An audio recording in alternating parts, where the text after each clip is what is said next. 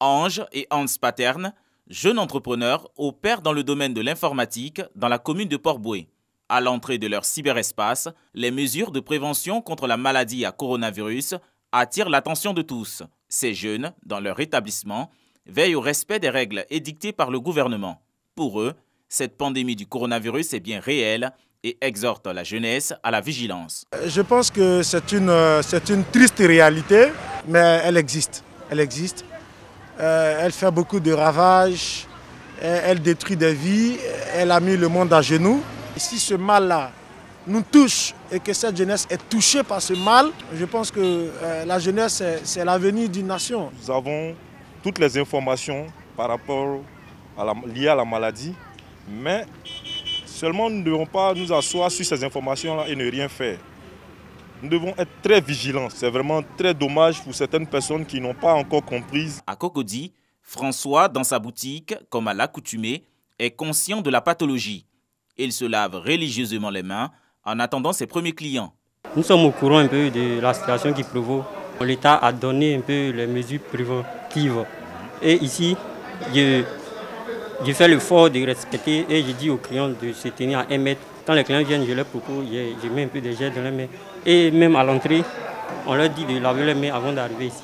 Des messages sur les réseaux sociaux, assez relayés par les jeunes, contestent l'existence du Covid-19 et la vulnérabilité de la jeunesse face à la maladie. L'on a enregistré le dimanche 12 avril 2020, selon le ministère de la Santé et de l'Hygiène publique, le décès d'un jeune homme de 32 ans. La pandémie du coronavirus est bel et bien une réalité en Côte d'Ivoire.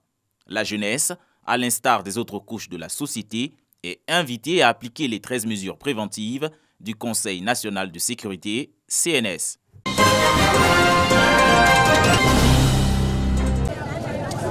Lavage de mains, port de cache-nez, ces gestes simples qui sauvent du coronavirus enseignés aux populations de Grand Laou. L'initiative est du ministre Claude Isaac D, qui veut barrer la route au virus du Covid-19 dans le département de Grand Laou. Il a offert du matériel sanitaire au personnel médical du district sanitaire de Grand Laou. Éviter que nos parents soient contaminés par ce virus qui est contagieux. Au nom du ministre d'Isaac, qui nous a demandé d'offrir ces dons, ce n'est qu'une première partie, et il a insisté sur le fait qu'il faut absolument que nous fassions en sorte que tous les fils de Laou puissent se mobiliser autour de ce projet. Le don réceptionné est remis aux bénéficiaires par le préfet du département de Grand Laou. Germain Nguessan a exhorté les populations au respect des mesures barrières, seul moyen de bouter la maladie du Covid-19 hors de leur département. Le gouvernement a pris des mesures pour que nous puissions les appliquer afin que la maladie ne se propage pas dans la population. Pour l'heure, la maladie n'est pas encore entrée à Grand Laou. Mais il faut que nous puissions observer les mesures de barrière. Un geste salué par les cadres, filles et fils de Grand Laou engagés à œuvrer ensemble pour la sensibilisation des populations au respect strict des mesures barrières prises par le gouvernement. Je rassure le donateur et les autorités ici présentes que nous en ferons bon usage.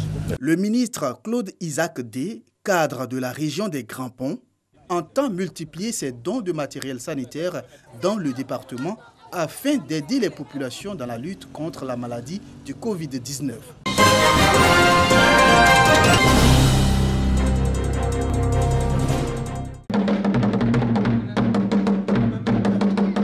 Situation exceptionnelle, mesure exceptionnelle. Le roi du 108, lui-même bouteille en main, fait la libation. Une situation très rare chez le peuple Agni. Sa Majesté Nana Amondoufou V implore les mânes pour la fin de cette crise sanitaire. Une libation pour solliciter l'assistance des mânes afin d'accompagner les efforts du président de la République et de son gouvernement pour contenir le Covid-19. Occasion pour le roi du 108 d'exprimer sa reconnaissance et son soutien au président de la République Alassane Ouattara et son premier ministre Amadou Gon Coulibaly pour les actions de développement et surtout les dons en vivres et non-vivres d'une valeur de 150 millions de francs CFA pour la région du Sud-Komoué en cette période de lutte contre le Covid-19. Le peuple sans vie, au nom de son roi, nous renouvelons toute la reconnaissance au Premier ministre toute reconnaissance. Et apprécions son geste, apprécions son acte, et lui disons que le peuple de Cissé ne saurait l'oublier. Dans toutes ces actions, il faut reconnaître que le bienfait n'est jamais perdu. Au nom du peuple saint-louis, le roi et sa cour ont salué le développement enregistré par le Sud-Congo ces dernières années, notamment la construction en cours du CHR d'Aboisseau, d'une valeur de 30 milliards de francs CFA, et le renforcement du système hydraulique villageois de la région.